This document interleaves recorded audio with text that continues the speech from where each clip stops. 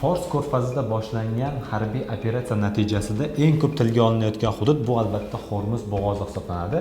Hormuz bo'g'ozi bugungi kunda Eron, Ummon va Birlashgan Arab Amirliklari nazoratidagi bo'g'oz hisoblanadi. Mana ko'rib turibsiz, xaritada Eron turibdi. Bu yerda Ummon davlati, mana bu hududda Birlashgan Arab Amirliklari, o'sha Abu Dhabi, Dubay, Sharja kabi shaharlar joylashgan hudud aynan Birlashgan Arab Amirliklari hisoblanadi. Bu bo'g'ozning muhimligi haqida bugun sizlar bilan gaplashamiz. Bu bo'g'oz dunyo neft bozorining 20% tashkil etadigan bo'g'oz hisoblanadi. Birinchidan. Ikkinchidan, dunyo neft bozorining aynan 20% ham aynan mana shu hududga to'g'ri keladi. Xo'p, shuningdek, dunyoda shu suvlarda, okeanlar orqali tashlanadigan neftning 25% ham aynan mana shu hududga to'g'ri keladi. Ya'ni bu o'ta strategik bir hudud desak bo'ladi. Va ushbu hududning uzunligi taxminan 160-170 kilometrni tashkil etadi.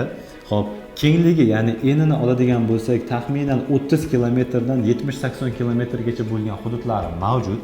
Ammo bu yerda harakatlanish uchun chegara qo'yilgan, ya'ni manbalar ko'rsatilishicha taxminan 3 kilometr hududidangina neft tankerlari tashlashi mumkin. Enini olganimizda mana shu hudud aytaylik 20 kilometrni tashkil etadigan bo'lsa, mana shu 20 kilometrning enida 2 kilometrdan bufer zonalar tashkil etilgan va mana shuning o'rtasidan o'tishgagina ruxsat beriladi.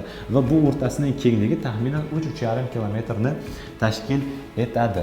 Va bu bo'g'oz orqali asosan Saudiya Arabistoni, Birlashgan Arab Amirliklari, Ummon davlati, Iroq, Suriya va Qatarning neft mahsulotlari tashiladi. Ya'ni mana shu hududda joylashgan Fors ko'rfazi mamlakatlari neftlari aynan mana shu bo'g'oz orqali Janubiy Sharqiy Osiyo mamlakatlariga tranzit qilinadi. Bu yerda asosiy iste'molchi albatta Hindiston, Xitoy, Tailand, Vyetnam, hop Singapur, Malayziya kabi davlatlar. Shuningdek, mana bu yerda joylashgan Janubiy Amerika va Yaponiya davlatlari hisoblanadi. Hop, ya'ni ijtimoiy tarmoqlarda yangiliklarni o'sha olib boruvchi yoki yangiliklarni uzatuvchi axborot vositalarida Hormuz bo'g'ozining qayta tilga olinishi bu albatta neft bozorining 20% aynan mana shu bo'g'ozga bog'liqligi da va bugungi kunda buning total nazorati aynan Eron tomonida bo'lib turibdi va bu yerda harakatlanmoqchi bo'lgan barcha tankerlarni Eron tomoni o'zining uchuvchisiz dronlari va raketalari orqali urishda davom etyapti. Xullas shu.